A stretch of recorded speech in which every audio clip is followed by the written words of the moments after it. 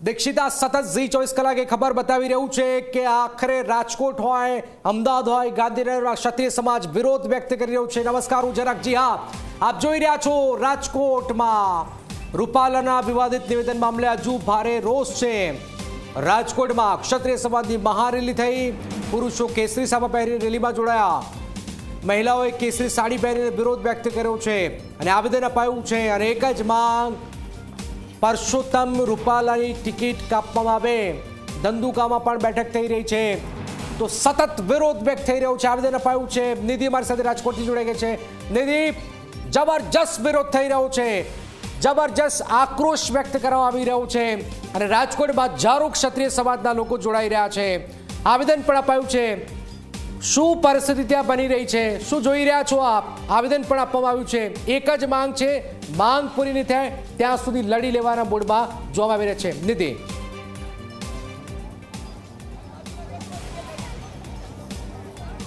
બિલકુલ જનક વાત એ છે કે લડી લેવાના મૂડમાં છે। જે પણ અહીંયા નક્કી કરવામાં આવ્યું છે કે બોયકોટ પુરુષોત્તમ રૂપાલા, તેમની ટિકિટ રદ થવી જોઈએ, ક્ષત્રિય સમાજની તે માંગ છે।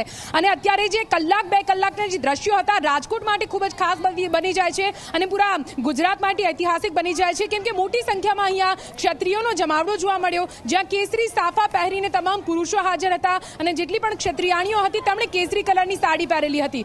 અત્યારે હાલ અહીંયા જે માહોલ છે તમને બતાવવાનો પ્રયત્ન કરીશ, કેમ કે 10 થી 15,000 જેટલાનો કાફલો અહીંયા જોઈન થયો હતો અને હજુ પણ આ ક્ષત્રિયાણીઓ અહીંયા બહુમાળી ભવન ચોક ખાતે ઉપસ્થિત છે। હજુ પણ આપણે તેમની સાથે વાત કરીશું, કેમ કે કલેક્ટરને આવેદનપત્ર આપી દેવામાં આવ્યું છે। આપણી સાથે ક્ષત્રિય સમાજના આગેવાન, મહિલા આગેવાન ગાયત્રીબા જોડાયા છે। ગાયત્રીબા, જે પ્રકારની પરિસ્થિતિ, સતત તમારો આક્રોશ છે, વિરોધ છે, માંગ છે, માંગને શું સાંભળવામાં નથી આવતી? આજે તમે આવેદનપત્ર આપ્યું છે, ત્યાંથી શું કે જવાબ, તમને શું પ્રતિક્રિયા મળી? કલેક્ટરશ્રીએ તો માત્ર એમ કે તમારી જે માંગ છે અમે પહોંચાડીશું એટલો જ જવાબ આપ્યો છે, પણ અમારી મેઇન માંગ છે કે રાજકોટ લોકસભામાં તે જે રૂપાલાજી છે એની ટિકિટ છે એ રદ કરો। અત્યારે તમે જોવો છો કે ઉત્તરોત્તર દરેક જગ્યાએ, માત્ર સૌરાષ્ટ્ર નહીં, ગુજરાત અને હવે તો ભારતભરમાં જ્યારે બહેનો ક્ષત્રિયાણીઓની સાથે સાથે 18 વર્ણના લોકો જ્યારે બહેનો દીકરીઓના માન સન્માન માટે જ્યારે રોડ રસ્તા ઉપર ઉતર્યા છે, ત્યારે માત્ર ને માત્ર એક પોતાના અહમને ખાતર ભારતીય જનતા પાર્ટી છે એ આ ટિકિટ છે એ રદ નથી કરી રહી, એવું ચોક્કસ લાગી રહ્યું છે। બિલકુલથી જે રીતે હાલની પરિસ્થિતિ દેખાઈ રહી છે, ભારતીય જનતા પાર્ટી અડગ દેખાઈ રહી છે। તેઓ ત્યાં સુધી કે પોસ્ટર ઉપર માની દેવામાં આવ્યા છે કે ભાજપ પરસોત્તમ રૂપાલા સાથે અડીખમ છે। તમારી આ રેલી, આજે જે જોહરનો પ્રયત્ન કરવામાં આવ્યો ત્યાં પણ અટકાયત કરી દેવામાં આવી છે। પદ્મિની બા 4 દિવસના ઉપવાસ પર, અત્યારે તેમની પણ તબિયત લથડી છે। હવે આગળની રણનીતિ શું રહેશે?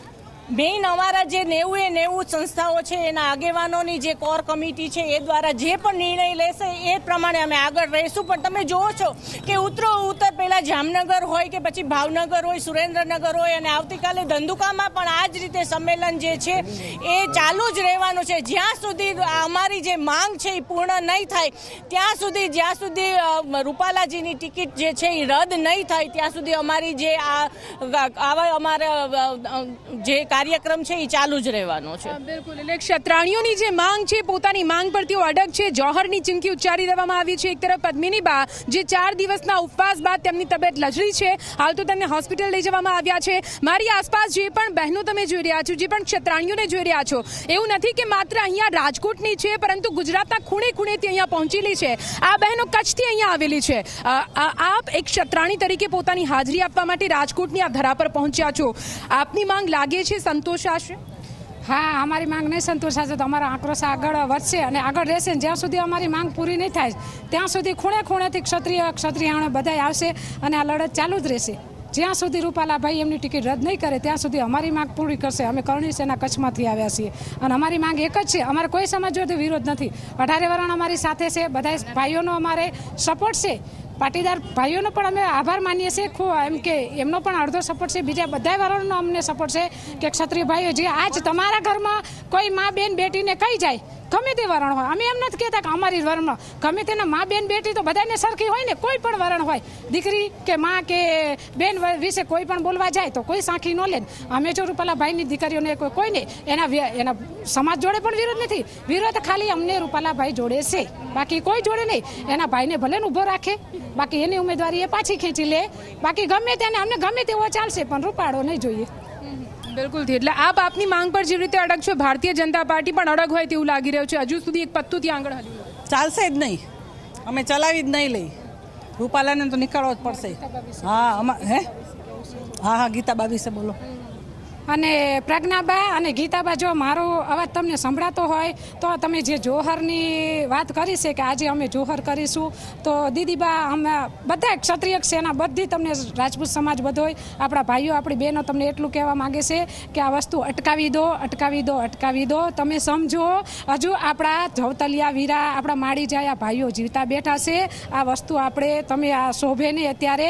હું બીજું, તમે મોટા દીદી છો, માં સમાન છો, હું તમને બીજું શું કહું, પણ મીડિયા દ્વારા તમને આટલું સમજાવવા માંગુ છું કે તમે હમણાં શાંતિ રાખો. થોડાક દિવસ આપણે આ રાજકારણ છે, આ રમત ક્યારે કોણ લેશે ને કઈ રીતે આપણને કંઈ ખબર નહીં પડે, પણ તમે થોડાક દિવસ શાંતિ રાખો. આપણા ભાઈઓ છે એ જો જોહર નહીં થવા દે, અને કદાચ જોહર ક્યારે થાય કે આપણા કેસરિયા હજુ બેઠા છે અને કેસરિયા કરશે પછી જોહર થશે, એટલે આ વાત અટકાવી દો. ને આપણે આપણી વાત ઉપર અડગ છીએ કે રૂપાલાભાઈ અમારી માંગ પૂરો કરો. અને મોદી સાહેબ તમે ચૂપ કેમ છો? અમારી બહેનોને જે તમે વચન આપ્યા હતા એ વચન ક્યાં ગયા? આજે કેમ બોલતા નથી તમે? આજે મોટા મોટા જે હોદ્દેદારો છે ભાજપમાં, હું કોઈ પક્ષનો વિરોધ નથી કરતી, પણ જે મોટા મોટા હોદ્દેદારો છે જે અમારા ભાઈઓ જ છે, એ આજે કેમ મૌન છે? ક્યાં છુપાઈ ગયા છે આ બધાય કવિ કલાકારો બધાય મોટા મોટા? જે કે અમારી પાસે એવી નોટો ઉલારવા માટે નથી, પણ અમે તો તમને મારા ભાઈઓ વિનંતી કરીએ છીએ કે આગળ આવો, આગળ આવો. અને આ તમારા સમાજની વાત છે, અને કોઈ પણ સમાજની હોય, તમારો સમાજ હોય કે અમારો સમાજ હોય, આપણે 18 વર્ષ સરખા બધા ભાઈચારો કે બધા ભારતીયો ભાઈ બહેન જ છે. તો તમે આવી રીતે કેમ કરો છો? ખાલી તમે રૂપાલાભાઈને એમ કહો કે આટલી ટિકિટ રદ નથી કરી શકતા? અરે આખા કેટલા રજવાડાઓ મેં આપી દીધા, તમે એકવાર આટલી ટિકિટ તો રદ કે આ મામલે રાજકારણ હવે રમાઈ રહ્યું એવું નથી લાગતું? હા, આમાં રાજકારણની રમત જ છે 100%. તમે કીધું ને કે આમાં રમત જ છે, કોઈ કે અમારા ભાઈઓને લડાવવાની રમત છે, ઉશ્કેરવાની રમત છે. પણ આ જો કદાચ જોહર થયું, કોઈ પણ બેને અમારે કોઈ પણ આડું અવરું પગલું પડ્યું, તો આ નુકસાન ખાલી ગુજરાતને નહીં આખા ભારતને ભોગવવું પડશે. કારણ કે રાજપૂતો ખૂણે ખૂણેથી, અને જો એમનું લોહી ઠર્યું નથી એટલું વિચારી લેજો. કોઈ પણ સાંભળે, બરોબર, કોઈ પણ વ્યક્તિને. અને બધાને મારે માનથી બધા ભાઈ બહેનો બધા સરખા છે, અને રૂપાલાભાઈ જોડે જ વિરોધ છે. અમારે બીજી કોઈ જ્ઞાતિ જોડે કે કોઈ ભાઈ જોડે વિરોધ નથી. બધા અમારા ભાઈઓ છે અને બધી અમારી બહેનો છે. ફક્ત ને ફક્ત વ્યક્તિગત અમારે રૂપાલાભાઈ, તમારી આંખોમાં આક્રોશ અને તમારી આંખોમાં એક ગુસ્સો, સાથે સાથે સ્વમાન્ય લડત પણ હું જોઈ. બસ અમારું સ્વમાન જોઈએ અમને. કોઈ પણ અમારું નથી વાત કરતી, કોઈ પણ વારની બેન દીકરીને કહી જાય તો આ તો કોઈ ના સાંખી લે ને તમે શું કે અમે શું, કોઈ ના સાંખી લે. બધાને બેન દીકરી તો સરખી જોઈ. એટલે આ સ્વમાનની લડાઈ છે, પણ આ સ્વમાનની લડાઈની વચ્ચે હવે જોવાનું રહેશે. પદ્મિની બા જે સતત આ મરણાંત ઉપવાસ પર છે, તેમને 4 દિવસ બાદ હવે તેમની એકલા નથી, બીજી 50 બહેનો ઉપવાસ પર ઉતરી છે. પણ અમને પોલીસ વાળાને બધા હેરાન કરે છે એટલે અમે બહાર નથી પાડતા. બીજી 50 જેટલી બહેનો ઉપવાસ પર છે, પણ સૌથી દુઃખની વાત એ છે કે એમની તબિયત હાલ લથડી છે, તેમને હોસ્પિટલમાં લઈ જવામાં આવ્યા છે. એક મિનિટ, આપનું શું કહેવું છે? પદ્મિની બા અત્યારે હોસ્પિટલના બિછાને છે, તો તમે શું કહેશો? હું કાંઈ નહીં કહું, રૂપાલાને હટાવો, બસ એ જ અમારી માંગ છે, બીજી કાંઈ માંગ નહીં. બસ અમને ટિકિટ રદ કરો, ટિકિટ રદ થાવી, બીજું કાંઈ નહીં. અને પદ્મિની બાને કંઈ થઈ જાય તો કોણ જવાબદાર? તો જવાબદાર રૂપાલા, એના ઘરમાંથી આવીને અમે એને મારશું. અમારું લોહી હજી થોડુંક ગરમ છે, અને હજી વધારે ગરમ થશે તો રૂપાલાની ખેર નથી. શું બરાબર. અને મહિપાલ સિંહજીની અટકાયત કરવામાં આવી હતી, એમને મુક્ત કરી દેવામાં આવ્યા છે. આ એક રાહતના સમાચાર છે. હા, તો શાંતિ. અમારા માટે આ ગૌરવની વાત છે કે અમારા ભાઈને મુક્ત કરી દેવામાં આવશે. અમારી એ માંગ હતી કે મહિપાલસિંહનો શું ગુનો હતો કે તમે, એ અમારા સમાજ માટે, અમારા સમાજના જ વ્યક્તિ છે ને. સમાજનું કાંઈ પણ હોય તો સમાજનો ભાઈ તો લડવા આવવાનો જ છે ને. બેન વગે ભાઈ, સમાજનું તો લોહી ઉકળવાનું જ છે ને. તો એમની અટકાઈ શું કરવાના? તમે સમાચાર આપ્યા અત્યારે તાજા સમાચાર મહિપાલસિંહને છૂટા કરવામાં આવ્યા છે, તો અમે ગૌરવની વાત અનુભવીએ છીએ. અને થેન્ક યુ ગવર્મેન્ટની. અને આટલું બસ અમારા મોદી સાહેબને કહેવાનું કે સરકાર એટલે પોતાની વાત છે મોદી સાહેબ સુધી પહોંચાડવાની આ તમામ બહેનો એક આશ રાખીને બેઠી છે. પોતાનો વિરોધ છે, પણ એ વિરોધની વચ્ચે શું એમની વાત ત્યાં સુધી પહોંચે છે, ત્યાંથી કોઈ એક્શન લેવામાં આવે છે? એમની જે માંગ છે, જે માંગને લઈને અત્યારે ઉગ્ર વિરોધ કરવામાં આવી રહ્યો છે, જોહર સુધીની ચીમકી ઉચ્ચારવામાં આવી રહી છે, તે સંતોષાય છે કે કેમ તે જોવાનું રહેશે. બિલકુલ નિધિયા, જે વાત કહી છે, મહિલાઓએ રૂપાલા સામે લડી લેવાની વાત કરી રહી છે.